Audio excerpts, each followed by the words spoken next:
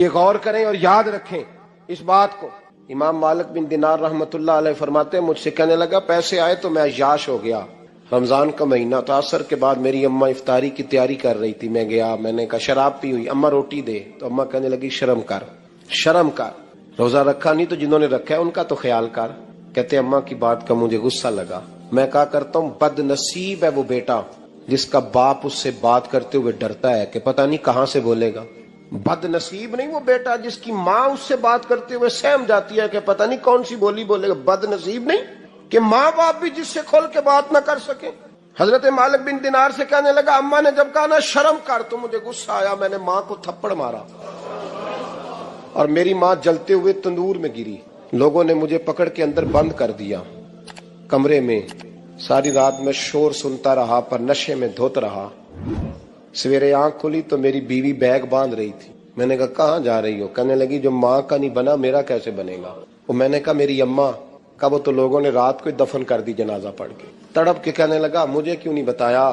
تو کہتے ہیں لوگ کہنے لگے تیری مرتی ہوئی ماں کہہ گئی تھی اسے میرا منہ نہ دیکھنے دینا، میرے جنازے کے قریب نہ آئے۔ حضرت مالک بن دینار فرماتے ہیں جب اس نے یہ بات سنائی تو میں نے بھی اس کے منہ پہ تھپڑ مارا، میں نے کہا تو اسی قابل ہے۔ کہتے ہیں وہ رونے لگا، حضور دعا کرے اللہ مجھ سے راضی ہو جائے۔ کہنے لگا جب ماں کی انتقال کی خبر ملی تو میں نے کلاڑی لے کے وہ ہاتھ کاٹ دیا جس سے ماں کو مارا تھا، میں نے ساری جائیدادیں خیرات کر دیں۔ 24 سال ہو گئے، 24 سال ساری رات نماز پڑھتا ہوں، روزہ رکھتا ہوں، حج کرتا ہوں، پر ہر سال کوئی آ کے کہتا جا دوڑ جا تیرا کوئی نہیں قبول ہوا۔ حضور دعا کرے مالک راضی ہو جائے۔ فرماتے میں تھپڑ مار کے آ گیا، میں نے کہا تجھ سے راضی ہو جائے اتنے ظالم سے؟ امام مالک فرماتے ہیں رات کو آ کے سویا تو مجھے خواب میں رسول پاک کا دیدار ہوا، تو نبی پاک علیہ السلام نے فرمایا مالک تو اسے مایوس کیوں کر آیا ہے؟ اللہ تو بڑا مہربان ہے۔ کہا حضور ماں کے نافرمان کو معافی کیسے ملے گی؟ تو امام مالک فرمانے لگے نبی کریم نے فرمایا جا اسے جا کے بتا دے تجھے قیامت میں تیری ماں کی وجہ سے بخش دیا جائے گا۔ کہا حضور اماں کی وجہ سے کس طرح؟ تو محبوب فرمانے لگے اس کی ماں قیامت میں اس کے خلاف مقدمہ دائر کرے گی رب کریم کی عدالت میں، اے اللہ میں نے 9 ماہ پیٹ میں رکھا، درد سہ کے اسے جنا، جگر کا خون پلا کے پالا اور اسی نے مجھے قتل کیا۔ رب کریم اس کی ماں کا مقدمہ سن کے کہے گا اٹھاؤ اس کو دوزخ میں پھینکو، اس نے ماں جلائی تھی اسے بھی جلاؤ۔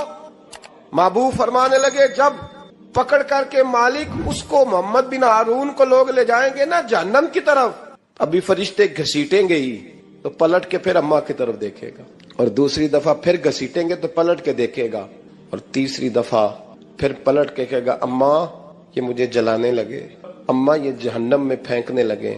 میرے حبیب فرمانے لگے وہ جل کے مرنے والی ماں وہاں بھی بول پڑے گی، کہے گی یا اللہ چل میں نے معاف کیا تو بھی معاف کر دے، اے اللہ میں نے معاف کیا تو بھی معاف کر دے، اللہ تو معاف کر دے اسے، اللہ تو اس سے درگزر فرما، اسے معاف کر دے۔ میرے محبوب پاک علیہ السلام فرماتے رب کریم کہے گا اس نے تجھے جلایا، تو کہے گی اللہ یہ تو بیٹا تھا اس نے جلا دیا، میں ماں ہوں، میرے سامنے جلے تو میں کیسے برداشت کر سکتی؟ فرمایا اس نے جلا کے مارا تھا پر اسی ماں کی وجہ سے رب کریم اسے جنت عطا فرمائے گا۔ پلٹا جا کے ماں کے پیروں میں بیٹھ، جا سویرے ان پڑھ باپ سے دعا کرایا کر، جا بالکل انگوٹھا چھاپ باپ سے صبح دعا کرایا کر، دیکھ رب کریم تیرے لیے رحمتوں کے دروازے کھول دے گا۔ عزیز دوستو قرآن مجید نے کہا ہے وَبِالْوَالِدَيْنِ احسانا، اپنے والدین کے ساتھ احسان کرو، اپنے والدین کے ساتھ احسان والا نیکی والا رویہ اختیار کرو۔ اور نبی پاک صلی اللہ علیہ وسلم نے فرمایا سفید بالوں کی عزت اسی طرح ہے جس طرح تم نے اپنے اللہ کی عزت کی۔ یہ بخاری مسلم کی حدیث ہے۔ فٹافٹ کھڑے ہو جاؤ جی پیر صاحب آگے تھے، پیر صاحب ٹائم نہ لاؤندے آؤ، کیوں یہ کام کرتے ہیں؟ کچھ بھی نہیں ہوتا، جو عزت کرتا ہے اس کا پتہ ہوتا ہے دل سے کر رہا ہے، بیٹھا رہنے دے لوگوں کو، کوئی فرق نہیں۔ یہ بڑی خوبصورتی پیدا کریں، آپ ماحول کو صحیح کریں، آپ کے جلسے کئی گنا زیادہ بڑے ہو جائیں گے انشاءاللہ تعالی۔ اور میری آخری گزارش تمہیدی بات کر رہا ہوں، وہ یہ ہے کہ محفلوں کی ترتیب لگائیں۔ جو قاری صاحب نے عشاء کے فوراً بعد تلاوت کی انہوں نے بھی قرآن ہی پڑھا تھا، وہ بے قاعدہ کیوں تھی؟ پھر جو دوبارہ 1.5 گھنٹے کے بعد باقاعدہ شروع ہو گئی تو وہ قرآن پاک نہیں تھا؟ کہتے ان باقاعدہ شروع ہونے لگی ہے، کیا مطلب ہے اس کا؟ باقاعدہ محفل عشاء کے بعد شروع کریں، ٹائم دیں، نعت خواں کو وقت دیں اور دعا کا ٹائم لکھیں۔ اب میرے پاس کبھی آئیں، ہزاروں کا جلسہ ہوتا ہے ہمارا، لیکن ہم 1.5 घंटे سے زیادہ محفل کرنا مناسب ہی نہیں سمجھتا، اس لیے کہ اگر فجر سویرے تانگ ہو جائے تو ساری رات جلسے کا مقصد کیا ہوا؟ اور مختصر بات کریں گے خیر الکلام ما کلا ودلہ تو وہ بڑی بہترین رہے گی۔ سنجیدگی لائیں تاکہ جس آدمی نے سویرے کام پہ جانا ہے وہ 10 کے آوے کہ میں چلا 8 بجے محفل شروع ہونی ہے تے لو 9:45 میں تھوڑے کول ہوواں گا انشاءاللہ، تاکہ باقی کا کام بھی کر لیں۔ یہ ماحول، یہ میں گزارشات کر رہا ہوں، اپیل کر رہا ہوں۔ چلے اللہ کرے میں بے عمل آدمی ہوں، میری زبان سے نکلی بات کسی پہ اثر کر جائے، یہ آپ سنجیدگی پیدا کر کے دیکھیں، انشاءاللہ یہ رش زیادہ ہو جائے گا آپ کے پاس اور برکت ہوگی اس بات کی۔ وبالوالدین احسانا، والدین کے ساتھ احسان کرو۔ علامہ سید محمود آلوسی اندلسی رحمۃ اللہ علیہ صاحب تفسیر روح المعانی فرماتے ہیں، آپ فرماتے ہیں اللہ کریم نے کہا والدین کے ساتھ احسان کرو، اس کا ترجمہ کیا ہے؟ آپ فرماتے ہیں اس کا مطلب یہ ہے کہ جتنی کوئی بندہ نیکی کرے اگر اس کے مطابق نیکی کر دی جائے تو وہ بدلہ ہوتی ہے، اور اگر تھوڑی بڑھا کے کی جائے تو وہ احسان ہوتی ہے۔ فرمایا رب کریم فرماتے ہیں اس طرح کرو، ذرا سوچ لو بچپن سے لے کر آخر تک جہاں تک تم موجود ہو تمہارے ماں باپ نے تمہارے ساتھ کیا کیا ہے، اگر اس سے بڑھا کے کرو گے تو اس کا مطلب ہے تم نے احسان کیا۔ ماں باپ جو ہوتے ہیں نا، ٹھنڈی چھاؤں، میٹھی زندگی، ماں ان پڑھ بھی ہو نا تو کم از کم یونیورسٹی ہوتی، اور باپ اگر بالکل انگوٹھا چھاپ بھی ہو نا، کسی کالج میں مدرسے میں ادارے میں نہ پڑھا ہو، تو بیٹے کے حق میں جن چیزوں کی ضرورت ہوتی ہے وہ ساری اللہ باپ کو عطا کر کے بھیجتا ہے۔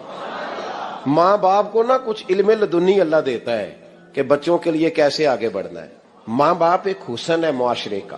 رب تبارک و تعالیٰ کی دیکھیں نا، اللہ اکبر، دنیا میں کسی کی محبت جانچنی ہو نا تو محبت کی تمثیل دی جاتی ہے، وَتِلْكَ الْأَمْثَالُ نَضْرِبُهَا لِلنَّاسِ، اللہ لوگوں کے سمجھنے کے لیے مثالیں بیان فرماتا ہے۔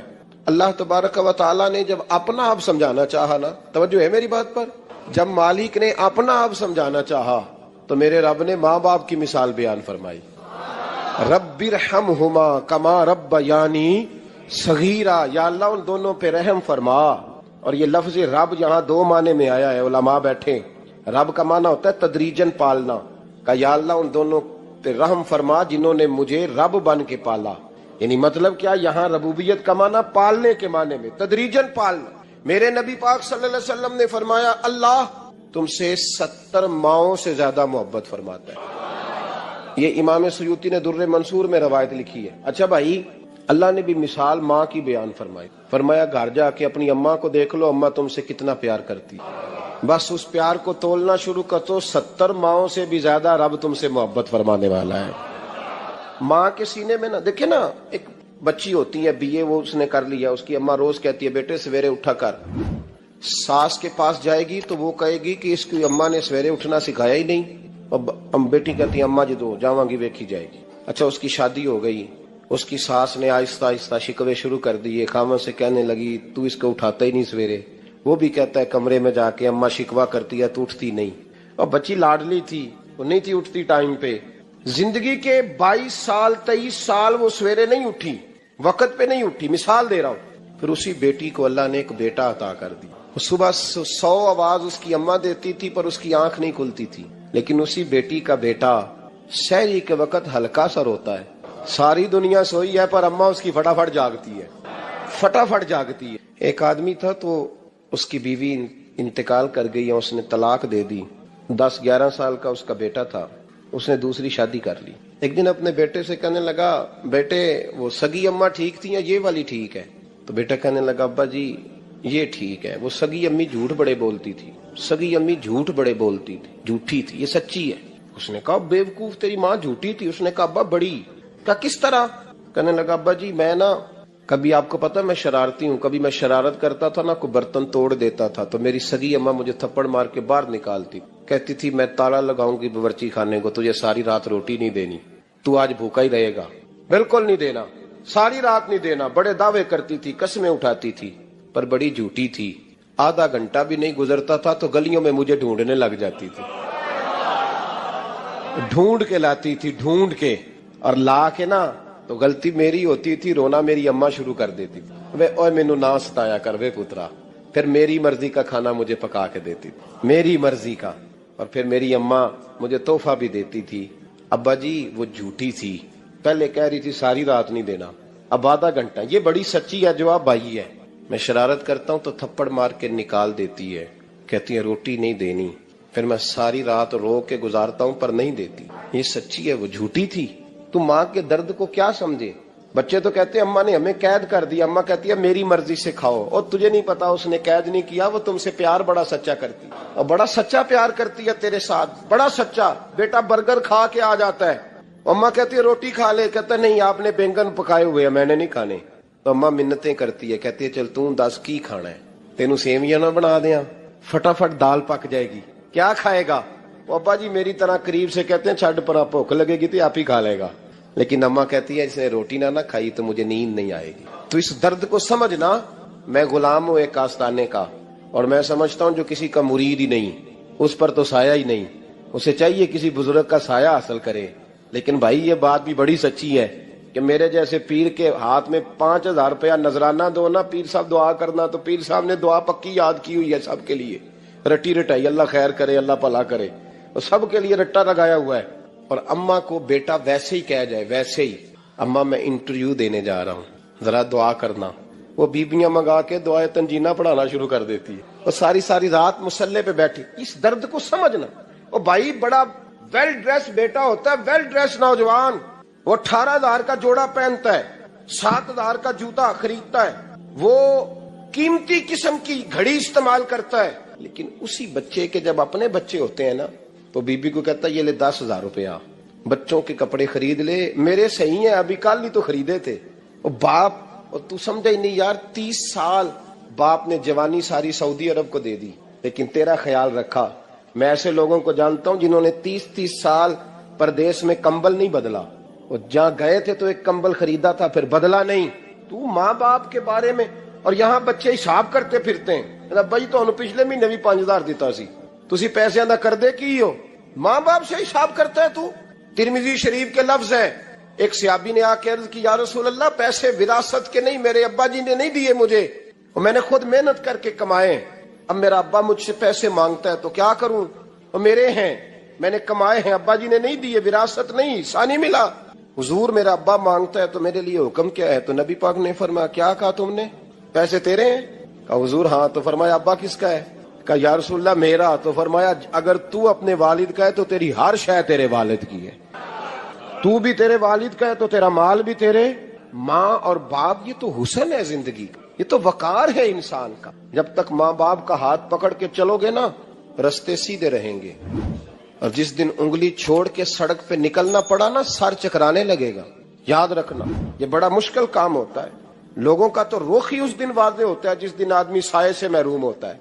अम्मा तो कमरे में पड़ी हो ना, औरंगजेब आलमगीर की माँ फौत हो गई, 350 कमरा था महल का, और अम्मा 12 साल टांगों से माजूर रही औरंगजेब आलमगीर। अम्मा 12 साल कमरे से निकल नहीं सकी, साथ ही वाशरूम था या जो भी उस दौर में तरीका था।